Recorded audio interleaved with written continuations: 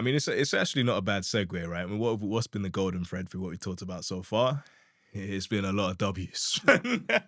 It's been a lot of W's. Wins. Yeah, it's been win after win. We went from, Jensen to 5 trillion, to Apple to 4 trillion, to SpaceX to 1.5 to 2 trillion. It's people who, however you want to slice it, ultimately are winners, and respect to Tim Cook for being one of the league of extraordinary gentlemen as well. I think one thing that I wanted to definitely cover is, how do you think about maintaining momentum, maintaining hunger in a situation where you've had a massive win? So you've had a win, something that you set out a goal, you've been plotting to I just achieve go back. it. I'm like, it's a wrap. Job done. I think that's an interesting one, because in that moment, obviously, you have like the done this fulfillment. You want to just breathe out, like, especially something you've been grinding for. Like, you want to just say yes, okay. But obviously, you still got. You realize, okay, this is just one checkpoint. You still got a lot ahead of you. And I think, like you were saying, I think the way we actually do it is something that I think makes a lot of sense. In that, as much as you don't want to get too like relaxed and too complacent, you want to find a way to still mark those wins. Find a way to just have a tradition of saying, you know what, this was a good one. That gives you that bit of like feel good feeling, upliftment, and that should channel straight into the next thing you want to do. Like, as soon as you get that feel good feeling, okay, cool, what's next? Like, to channel straight into pushing straight for the next thing. You just find a balance, so you're not too relaxed, but also it's like you're not just go, and no time to really, look around at what we've done. Let's look around, let's take a look. Okay, cool, we've done something pretty decent so far. Yeah, man. Because do you know what my thing on it really is I think you got two things that you actually need to healthily conflict and compete with each other to keep maintaining momentum and keep maintaining that success. Right. Because I think, let's just say, obviously we had a couple decent W's over the last couple of weeks, couple contracts. Come on, praise God. And I think you, again, as I was getting at, you kind of have to balance off two things, because on the one hand, ultimately, that in order to maintain the momentum, to hit the aggressive goals that you set, you don't really have loads of time to stop. Yeah. Mathematically, like let alone anything else, you don't have loads of time to stop. And there's also a question of if you should actually create that time to stop when you know that the time that you are putting in is now, propelling you towards that towards that vision and towards those goals and past those goals and exceeding those goals. And I think what people often question is, they say, okay, but if you just keep doing that for 10, 15 years and, you never celebrate, you accumulate all these, all this wealth and all this success and all these possessions and all the things that come with it, have you actually enjoyed your life? Right. Have you actually enjoyed your life? Have you got to a place where you've enjoyed your life? Yeah. Now for me, I'm gonna give my honest. I'm literally, how it is, how we do Yeah. this. Yeah, I'm gonna give my honest thing. Let's hear it. I look at the real generational successes. I'm a football guy, so I had to come with a football reference. Okay, and cool. For anyone who doesn't know, I often think about Sir Alex Ferguson, right? So I read his book, Leading. It's good, and I'm not doing promo. This ain't a commission thing. Just read it if you're interested in, I don't care that much either way. But one thing that stuck with me from it was, this is a guy who's, he's won 13 Premier League titles as a coach and as a leader, over 27 different trophies over decades. He's built a generational team. He's put thousands of players through, from children. Sound like a Manchester United fan. I don't know. I'm kidding. Cut the tape. Cut the tape. I didn't even mention United, man. Listen, Villa till I die. Yeah, Villa till I die. Good evening till I die, man. Word to Unai Emery, man. Let's never do that again. But in all seriousness, ultimately in Britain and the UK, when you think about a successful sports team, the iconic team is Man United, whether you like it or not. Yeah. Don't even let me start talking about Chelsea today, please. Please don't let me start talking about Chelsea because we'll have a long evening, man. Word to Rosinha. Bad patch is all it is. We'll be back. Yeah. Okay. We'll be back. Okay. What's the message from it though, right? This is a team that ultimately has repeatedly found a model that works over a long period of time. That's the indisputable fact. Yeah. I look at the pioneering leaders of those teams. One of them is Rio Ferdinand, and he talks a lot about what was the ethos and what was the culture like during those real moments of prolonged intensity. Yeah. Where you're going back to back for, it's not just months at this point, so you're going back to back for years now at this point. And he said, he said it got to a point where they're preparing for a season, they'd win a trophy in the season, and they wouldn't even celebrate. Yeah. They'd win a trophy because it was expected. That was the level. That was the standard. They're not even going to celebrate. Just another Tuesday. It's just another day. There's another game next week, and we keep moving. What was interesting though is that they did say is that ultimately it gets to a point at the end of the season where you can honestly assess and reflect how you performed versus your goals. And you can sit there and say, we did what we set out to do. Let's go get a drink, man. Right. Let's go get a drink. Let's go have a party. We did what we were going to do. Let's go do it. Let's celebrate together on what we accomplished together as a team. And I think where it can get confusing in, co-founding or startups is there's no end of season. Keep going. There's no 38 game. There's no final. There's no end of the season. There's no obvious point at which you're gonna break. And that's the one kind of difference that I'd say between the two realities is whilst the mindset of what you need to do to continue being successful over a long period of time is remarkably similar when you look at the habits over a long period of time. The only difference, I think, is that you need to find that point in your business relationship where you take that time to say, okay, we did what we set out to do. Now, most of us who are in this growth phase, in this growth period and growing rapidly, we do that each week. Yeah. You got targets each week. You got to sign a certain number of customers each week, a certain number of new MRR each week. And so I think the balance that I think we found, right, is when you do that, when you sign that new contract and we sign that big customer, the next day there's still work to do, Yeah, still work to do. Like, there's actually still work to do, Like whether you're feeling good or whether you're feeling low, actually, regardless, either way, there's still that work to do. So how I think about it is in the same way I'm not even going to mention Man United again, but in the same way, that sportsman might figure out their period of celebration is at the end of the season. As the co-founder, figure out when is the point of your season that you're going to do that recognition. Right. Can it be once a week? Is it once a month? And just make sure that it also does happen. I think that's the only way that you're going to find the balance to maintain that momentum and maintain that hunger and maintain that success, whilst also just recognizing and celebrating, look, this is what I was put here to do by God. And this is what we're doing. Yeah, word. I think that makes a lot of sense. Just find a rhythm when you say this is what we do, like once a week, once a month. Use that time to just reflect, and then next day you get back to it. Next day you go up customer ping. You need to get on it. Yeah. More about apparently there's apparently rumors that Apple is actually working on building their own like AI data centers.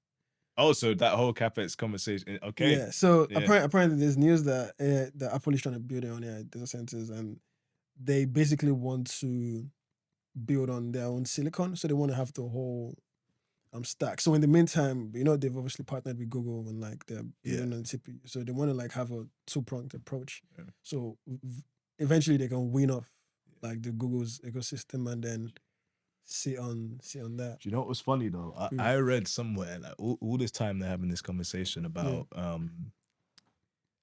like TPU versus GPU, NVIDIA versus Google. Even this week, Google placed an order for the new is it? I think it's either the new Rubens or the black ones. NVIDIA GPUs. Yeah. Yeah.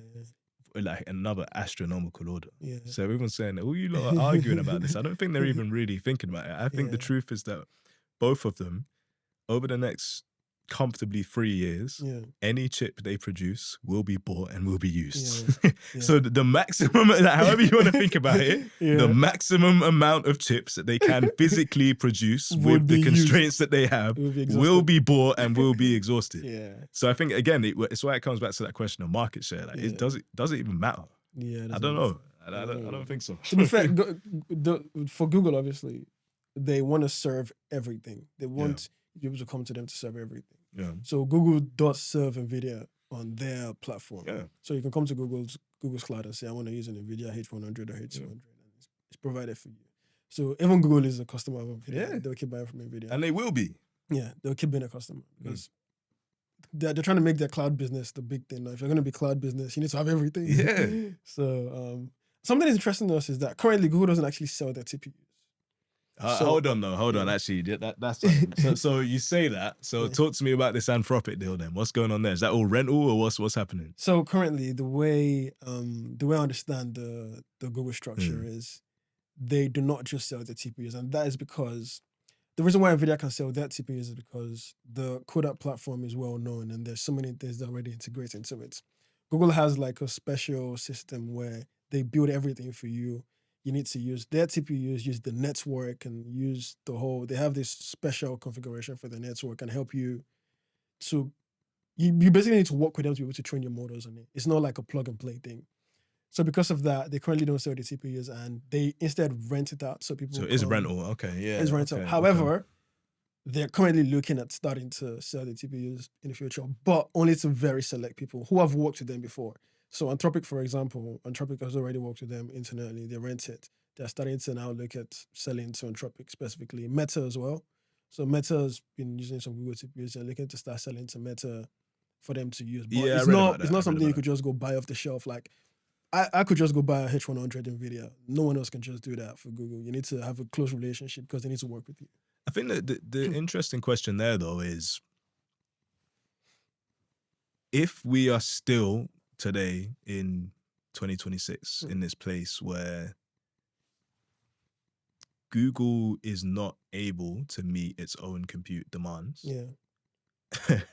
How serious are they as an organization if they are still, even with whatever it is, whether it's rent or sell, whatever the commercial model is, if they are releasing that capacity for others to use without fulfilling their own needs for the products, for their own, for their products, for their consumers and their colleagues. Yeah. How serious are they actually about this? That's the one question you can ask. Yeah, I think that's actually a very interesting problem. And I saw the CEO of Google Cloud speaking about this recently. And he was even pointing out, like, I think the interviewer was asking him because it was even a problem that I think Microsoft had as well, where they were limiting some of their Azure capacity. And it's one that they really have to face. And there is no like one solution because all their competitors need this capacity for just one thing. Google has to serve search, they have to serve YouTube, they have to serve everything else, and they still have to sell capacity. So it's like... But they don't have to sell. That's what I'm saying. They don't have to sell the capacity. So the question is, why are you doing that and enabling others to, develop their own products if you have not even got the capacity for your own needs? So basically keep to renting. But I think the problem is if you want people to start getting to, if you want to hook people using your own architecture, because I mean, it gets hard if there's certain people that will only do it if they can buy and own it. So that's the dilemma they have, is like, okay, but obviously Google will only go for like the massive contract. Those are the only people that can convince them what it's worth actually giving them. Because at that point, it's like, if Meta comes and says we need like whatever $1 billion, it's like Google then has to think, okay, you know what? This is actual revenue that we need still because we need to expand, we need to do this. Ideally, they wouldn't, but for some big contracts, you don't want to just kick them out. You can't just say no. It's money. You can't just throw that kind of money away. And I'll be provocative as well. Yeah? What I thought, my honest initial reaction when I read that was Google is probably looking at it and going, okay, NVIDIA is making these exorbitant, extreme almost gross net profits at this point. They're getting 50-60% net profit margins on a base of hundreds of billions of dollars of revenue, right? So it's getting obscene. And I think they're looking at it going, right, we're paying these guys a lot of bread. We're paying these guys a lot of bread for something that we actually even think we can produce ourselves at a lower cost per token, right? Does this strategically make sense? And I think they basically just looked at it and said, either we can just focus on our own needs and just make our own products amazing and keep paying this, you know, serious check to NVIDIA always, forever, and decide that's what we're always going to do. Or now we have to create a business out of this TPU model that we have and TPU business that we have, or we'll never be able to do it because that lock-in is going to continue for all these other hyperscalers with NVIDIA, and we won't have a choice, but we'll always have to just keep paying these margins. So I think they basically said, let's create a business, like a viable competitor now, whilst there's still a possibility or chance to be able to do it. Yeah. And so we can try and effectively compete away their margin a little bit now. Yeah. So that and to be fair, it might look like a masterstroke. Again, we talked about thinking 10, 15, 20 years ahead. It might look like a masterstroke if a couple of things are true.